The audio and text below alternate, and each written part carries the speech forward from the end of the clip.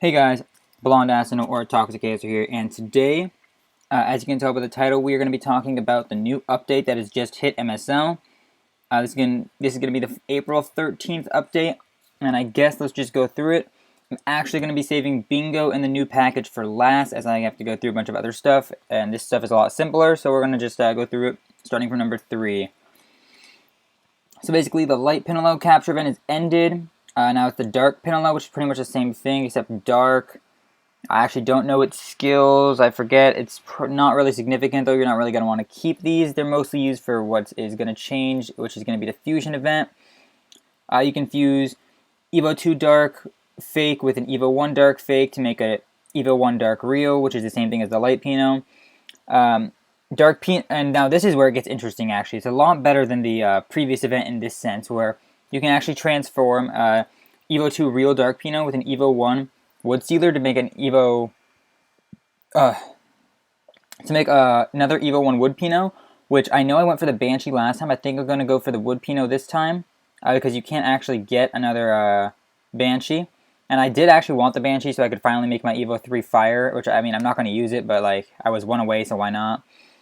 However, this is what really interests me, right here. Look at that. You get Dark Pinot Evo 2 Real with an Evo 3 Wood Kokomar, which I'm gonna have to farm to make a Wood Hanna Evo 2. Great monster. Everyone should do this. Honestly, everyone. Even if you already have a Wood Hanna Evo 3, just do it. Wood Hanna is so good, especially for Titans. I'm talking about. Next is a Dark Pinot Evo 2 Real with a Fire Cannon Evo 3, which I do have. It was gonna be for my B9 video, but since I haven't trained it yet, I'm probably just gonna do it for this. Which I'm gonna Fire Tiger Evo 2, which I think I'll have enough Tigers to make an Evo 3 Fire. Maybe. I don't know. I'm not 100% sure on that one. But while none of the Tigers are super, super good, I think it's still worth doing because, I mean, it's pretty much just a free Evo 2 Tiger. Like, why not do it? It's a free Evo 2 Nat 4. Lastly, you can do Dark Pinot with the plus a Wood Miho equals a Dark Miho. Personally, I'm not a big fan of HP aggressors. Plus, I already have a Dark Miho, so I won't be doing this, but it's definitely worth doing if you already have, like, I mean, Wood Mihos are pretty common, I'd say. Plus, I mean, it's just it's pretty much a free Nat 4 that you can, like, I mean, aggressors are never bad, so I would definitely go for that if you don't have one, especially. Next up, we have the clan battle things. Just applying some little fixes, applying optimization fixes, low processing mode, so not as many crashes. Level 21 plus has a boss HP nerf, which is really, really interesting. That's on the 17th, and it is the 12th when the update is going off, so it's probably going to go for the next week's thing. That's really interesting, and I did think that this needed to happen. I didn't think that, because 100 would be so hard, because I know Come To Us already has, like, a lot of people that already have, like, 3 teams of full 60s going in. Like, a lot, like, 3 teams of full 60s, like, fully gemmed and everything going in, and they only go like 85, so this definitely needed to happen. And yeah, I mean, this is obviously just like a good nerf to have, I'd say. It'll be interesting though how that affects Courageous Strike, which is something that some people might not be thinking of, because if they nerf it too much, I mean, obviously nerfing it a lot would be still good, but like, it's just something to keep in mind. Maybe they should like tweak Courageous Strike a little bit or something like that. I'm not 100% sure on that. Fix that question mark button on the Titan bar trying to show attribute to the next. Oh, they have a button on the Titan bar showing the next attribute. That's cool, because I know a lot of people, especially in my clan, because I lead a clan of newer players, don't really know the rotation. For those of you guys who don't know, it's light, wood, water, dark, fire. So that's kind of just a nice quality of life thing. And finally, they fixed that bug where you couldn't see who's in. Okay, that's lovely. Good stuff, good stuff. Next up is what I'm really happy. This is my favorite part of the update, to be honest. The HP shield based on HP, now actually it does what it's supposed to do, and it's based on the monster who used its HP. So same with the level thing, but I mean, level things, you're gonna eventually get everything to level 60 anyway, so it's whatever. But my Light Hannah, Light Venus, and Dark Cupid, it's gonna be based on their HP, so even if you use it on like attackers or defenders, it's still gonna be a huge shield, which is super, super nice. Oh my gosh. That is a huge change for me.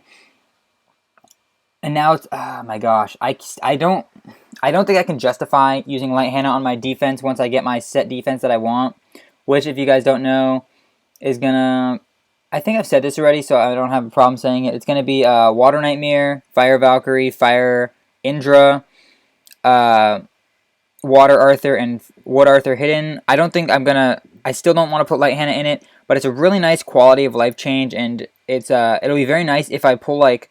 Say, like, if I pull a light person, I'd probably use a light-based defense. That'd be really, really good, because now that it can work with, like, more units than just, like, tanks and have a good shield, it'll be very interesting to see how I think the PvP meta could actually be influenced by this quite a bit, because there are a lot of monsters that are defenders that don't really get the buffs from, like, Dark Cupid and Light Hannah that much. For example, like, Wood Leo, Water Nightmare, all these, like, really good PvP units, even like Fire Shiva a little bit. There's also some attackers like Wood Arthur and stuff like that, Fire Arthur that don't really get that big of a benefit from Dark Cupid and Light Hannah. But with this change, it could be very, very different. We'll have to see how that progresses. But honestly, I'd expect people to start experimenting with this, and I'd expect it to work as well. Shield based on levels also adjusted, but we talked about that. Doesn't really matter. Finally, scheduling a free low star fruits. Holy shit, I've waited so long for this. I'm literally just gonna ascend my Fire Valk, which is almost Evo 3. I'm just gonna ascend it, and then I'm just gonna level it up all the way on the first weekend probably, because I have enough to level one monster to 60. I think it's about like 7,400 fruits or something like that to ascend all the way, or 4,400 elementals or something along the lines of there. So that's pretty damn cheap. Although, I am right now farming golems to try to get my last Indra gem. You guys know I need an HP protection gem that's 6 stars. So, I am farming for that right now. However, I've farmed up quite a bit of gold, and then I have to move to star stats. I have to farm star stones after I get that one gem. But after that, I have 16 monsters lined up to ascend, and then we can start leveling again. Nightmare raid up is over. Odin raid up start. I don't really care about that. Although I know there was some Korean guy that came into my channel. He had like 70 nat 5s or something like that, and he still hadn't pulled a Fire Odin. So, I mean, good luck to him, I guess. All right, bugs in performance and shop menu. Clan shop roleplays a tab that lets you upgrade catch rate. I mean, thank the Lord for that. That was like the most useless tab in the game. You can see players' Astromon League tier from last week. Oh, interesting, from last week. Alright. That's good. I think that's good, but it's also a little bit I guess there's no harm, no foul. It'll help some more competitive clan leaders, like, look for people, I guess. Will it? I don't really see I guess there's a point to that change, but at the same time, it's like, this doesn't really matter that much. Fixed a bug in Tower of Chaos 45. I heard that this is the one with the Wood Kira standing by itself. And I'm pretty sure that they're just going to add stuff to it. Which, I mean, I get to update my Tower of Chaos guide, I guess. So that's fun. Fixed the display bug in Fusion. Lets you select Astromon twice. Oh, that was still... oh my gosh. I thought they already took that out. Oh well. I wasted a lot of fake Pinolos then. Whatever. It's okay. So that's all for that. We are going to move on to, as I said before, the bingo and the new packages thing. So here's the bingo event. Basically how to play bingo. You can go bingo on top left of your screen. You click get bingo piece and you get bingo pieces. You have to just stay logged in, I guess. Login mission will no longer depend on the received bingo piece. Check the next login mission by clicking Get Bingo Piece button. Okay, so you have to do missions? I think you have to do missions to get bingo pieces. That's what I'm getting from that. And you get bonus rewards based on that. Honestly, this doesn't seem that good, because if you guys look here, I have pulled this up. You just get, like, random ass rewards, like 5 low stones, 5 mid stones, a little low eggs, and 10 gold. And then you get, like, if you collect all 20, you get, like, this little, like, 3 high secret eggs. I guess, 3 high secret eggs per day isn't bad or anything. Like, I guess it's pretty good. But at the same time, like, this seems really, really stupid. It's like, alright, I'll give them this. I do like how they're just, like, trying to give some help to new players. But, that's the only thing that this could be for. Like, no late game player is going to be like, yes, 3 high secret eggs per day. oh yeah, game changing, I'm going to get so many nat 5s. No late game player is going to be saying that. It's free stuff, so no one's going to complain, but at the same time, I do think this could kind of backfire because it just adds more of an overwhelming feel to MSL, which I don't like when games do that. When they have so much stuff that's like available to do, that like you just can't really get into it at all. And I don't know if you guys have experienced that before, but I feel like with all like the fusion and all that shit that's going on right now, you have fusion, you have capture events, you have all these push time events, you have so much stuff that's like overwhelming you. This is more just adding kind of like fuel to the fire in a way. Like, I don't know how I feel about this, but I assume their intent is to like make newer players like want to keep playing the game. Like, oh look, we get free stuff, but I'm not sure how that's gonna work out. Anyways, yeah, we'll see how the bingo pieces pan out, but it's nothing that I'm too interested in. This is the thing that most disappointed me. Elemental Gleam packages. I thought to myself, okay, they're going to do this one of two ways.